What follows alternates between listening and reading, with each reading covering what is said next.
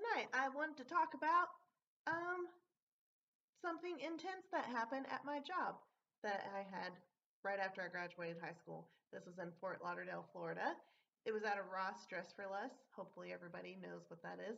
If you don't, or if you don't have one where you are so missing out because I find so many good clothes at Ross Dress for like they should pay me right now just to just talk about this because I like totally am 100% a fan because I'm cheap and they're cheap, but they have good stuff, so it works out.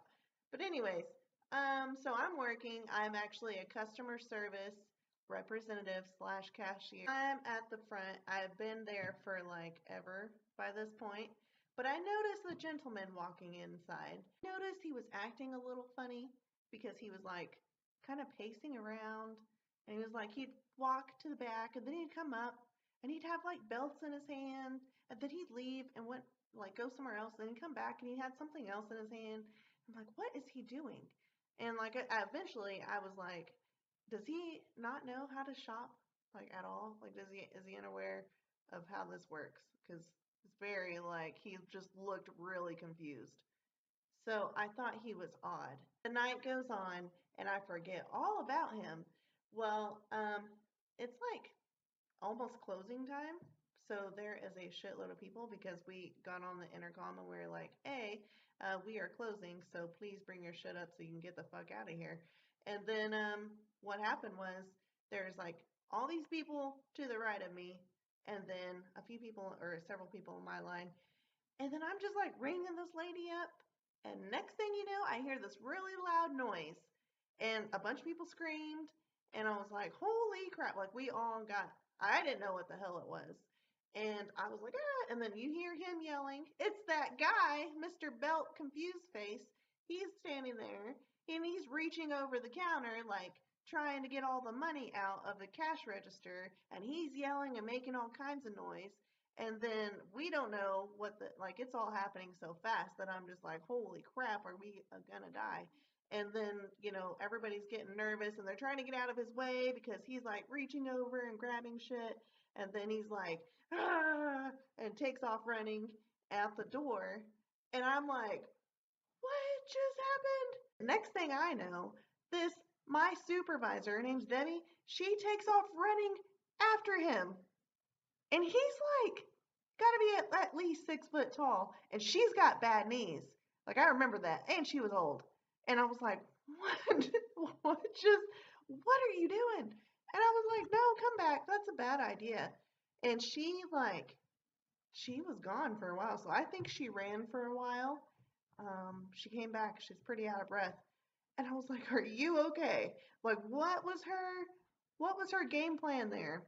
Like as soon as it started, like when she caught him, what was she gonna do at that point?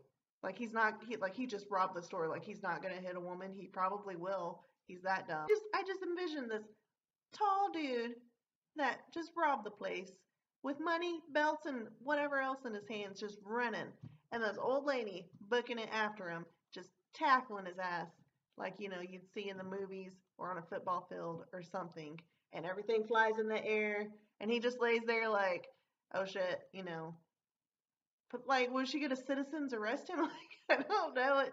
I don't know what was going through her head. It kind of shook me up because I was like, wow, that could have went way worse than it was. I don't think he did have a gun or whatever. I think the loud noise was the cash register drawer because it like he almost broke it and it made like a huge noise. And then everybody screamed and it was just chaotic. And then everybody talked about it forever. So we didn't even close or get out of there for I don't know how long. The guy was actually caught later on. He got caught robbing a convenience store, I think, but he had the same car, and I think she seen the car and reported the plates, and then he ended up robbing a store, and then I'm pretty sure he got caught. I remember that because I remember thinking that's him when I seen him on the news.